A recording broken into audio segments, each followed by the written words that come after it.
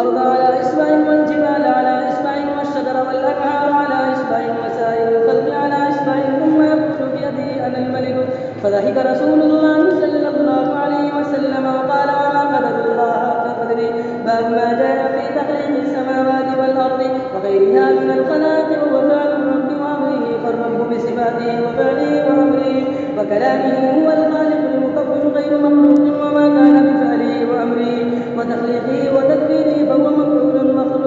مكون. وبه قال حدثنا سعيد بن أبي مريم قال أخبرنا محمد بن جعفر قال أخبرني شريك بن عبد الله بن أبي نمر عن كريب عن ابن عباس رضي الله تعالى عنهما بعدهم قالوا بت في بيت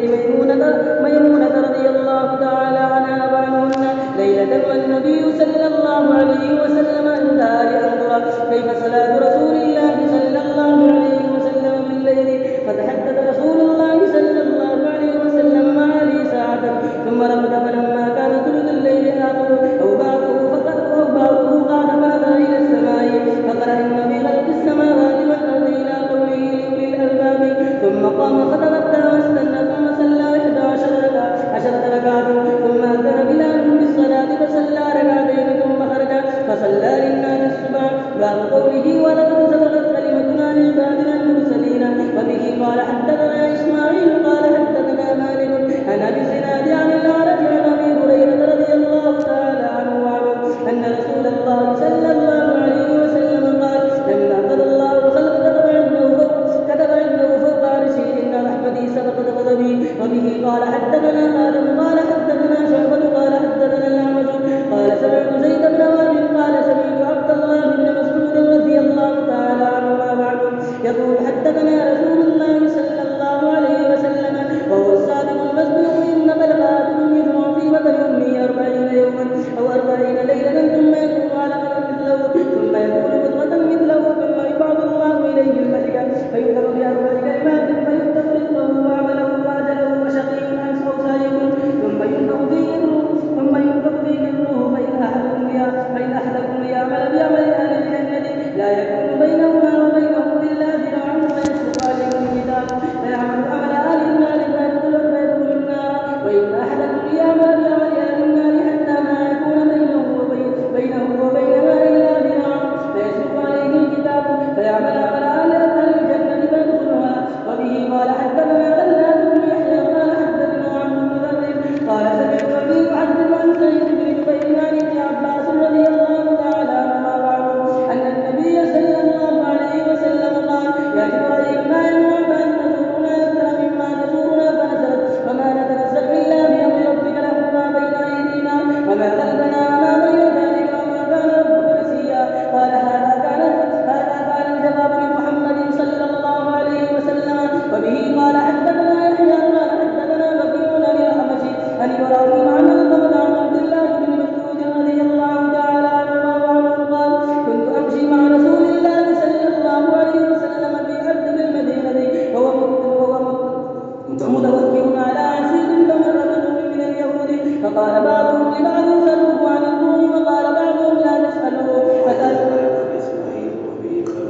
وبه قال حدثنا إسماعيل قال حدثني مالك عن أبي الزناد عن الأعرج عن أبي هريرة رضي الله تعالى عنه وعنه أن رسول الله صلى الله عليه وسلم قال تكفل الله لمن جاهد في سبيله لا يخرجه إلا الجهاد في سبيله وتسبيح كلماته بأن يدخله الجنة ويرجع إلى مسجده الذي خرج منه ما نال من أجر أو غيمة. وبه قال حدثنا محمد بن كثير قال أخبرنا سفيان عن الأعرج عن أبي طالب عن أبي موسى قال جاء رجل إلى النبي صلى الله عليه وسلم فقال الرجل يقاتل حمية ويقاتل شجاعة ويقاتل رياء فيشاكل باب قول الله تعالى إنما أمرنا لشيء. وبه قال حدثنا شهاب بن عباد قال حدثنا إبراهيم بن حميد عن إسماعيل عن بيت عن المغيرة بن شعبة قال سمعت النبي صلى الله عليه وسلم يقول لا يزال من أمتي قوم ظاهرين على الناس حتى يأتيهم أمر الله. وبه قال حدثنا أبو اليمان قال أخبرنا شعيب عن عبد الله بن أبي نصير قال حدثنا نافع بن جبير عن ابن عباس رضي الله تعالى عنهما قال وقف النبي صلى الله عليه وسلم على مسيلمة بن يسار لو سألتني هذه القطار ما أعطيتكما ولن تعدوا فأمر الله.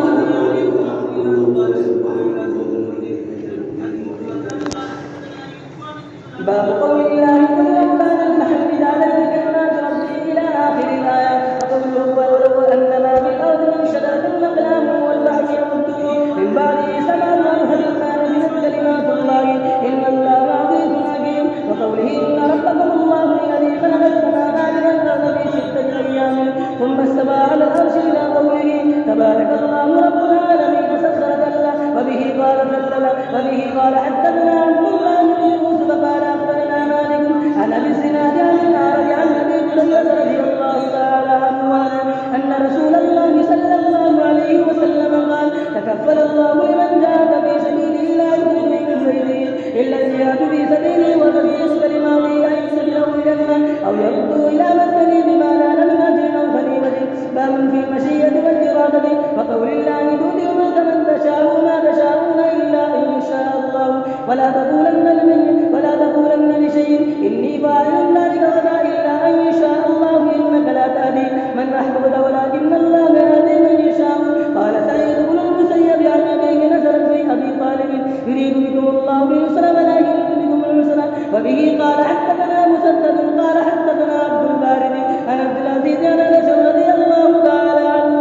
قال قال رسول الله صلى الله عليه وسلم إذا دعوتم الله فأسروا في الدعاء ولا يقولن أحدكم إن شئت فأعطني فإن الله لا مستدري له. وبه قال حدثنا أبو اليمان قال أخبرنا شعيب عن الزهري وحدثنا إسماعيل قال حدثني أخي عبد الحميد عن سليمان عن محمد بن أبي أبي عن ابن شهاب عن علي بن حسين أن حسين بن علي أخبره أن علي بن أبي طالب أخبره أن رسول الله صلى الله عليه وسلم تركه وفاطمة بنت رسول الله صلى الله عليه وسلم ليلة فقال لهم لا تصلون. قال علي فقلت يا رسول الله إنما أنفسنا بيد الله فإذا شاء أن يبعثنا بعضنا. فانصرف رسول الله صلى الله عليه وسلم. وبه قال حدثنا محمد بن سنان قال حدثنا فليح قال حدثنا هلال بن علي عن عطاء بن يسار عن أبي هريرة رضي الله تعالى عنه أن رسول الله صلى الله عليه وسلم قال مثل المؤمن كمثل خامة الزرع يفيء ورقة من حيث وتدهن تكفئها فإذا سكنت اعتدلت. وكذلك المؤمن يكفئها بالبلاء ومثل الكافر كمثل الأرزة سماء معتدلة حتى يطمس الله إذا شاء. وبه قال حدثنا الحكم بن نافع قال أخبرنا شعيب عن الزهري قال أخبرني سالم بن عبد الله أن عبد الله بن عمر قال سمعت رسول الله صلى الله عليه وسلم وهو قائم على المنبر إنما بقاؤكم في من سلف قبلكم من الأمم كما بين صلاة العصر إلى غروب الشمس يعطي أهل التوراة فآمنوا بها حتى انتصف النار ثم عجزوا فأوتوا قيرادا ثم أوتي الإنجيل فعملوا بها حتى صلاة العصر ثم عجزوا فأوتوا قيرادا ثم أوتيتم القرآن فعملتم به حتى غروب الشمس فأوتيتم قيراتين. قال أهل التوراة ربنا هؤلاء أقل عملا أو أكثر وجنا. قال هل ظلمتم من أجلكم من شيء؟ قالوا لا. قال فذلك فضلي أوتيه من نشاء. وبه قال حدثنا عبد الله بن محمد المسندي قال حدثنا هشام قال أخبرنا معمر عن الزهري عن أبي إدريس عن عبادة بن الصامت قال بايعت رسول الله صلى الله عليه وسلم في راب قال وبه قال بسم الله الرحمن الرحيم. وبه قال حدثنا معل بن وسد قال حدثنا وهيب عن أيوب عن محمد عن أبي هريرة رضي الله عنه أن نبي الله سليمان كان له 60 امرأة فقال لا تطلقن